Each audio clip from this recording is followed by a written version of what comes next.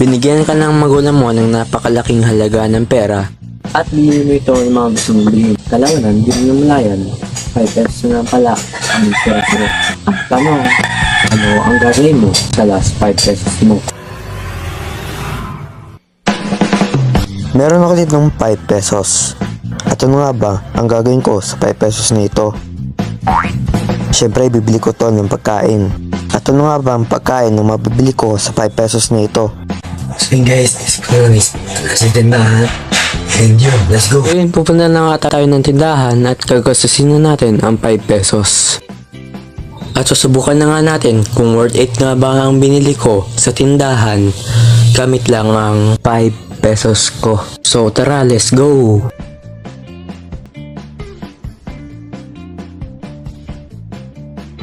Kung gusto niyo malaman kung ano yung binili ko, huwag niyo na lang alamin.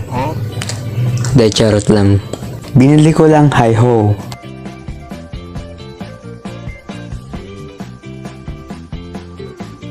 At ano naman ang gagawin ko sa mga pagkain na to? Hindi ko naman pwedeng kainin to basta-basta. Sayang lang din ang binili ko. Hindi ako mabubusog. At napaisip talaga ako kung anong gagawin ko sa pagkain ito.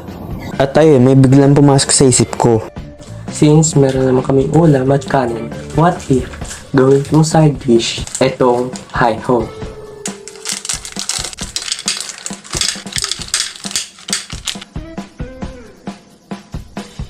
So guys, nakakuha na rin ako ng kanin, ulam ito, and ito na rin yung hi-ho yan.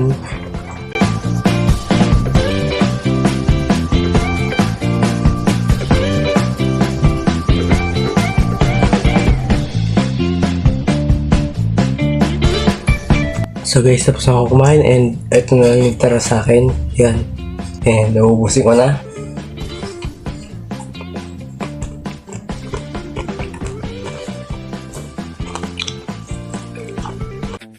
Ikaw, ano ang gagawin mo sa 5 pesos mo?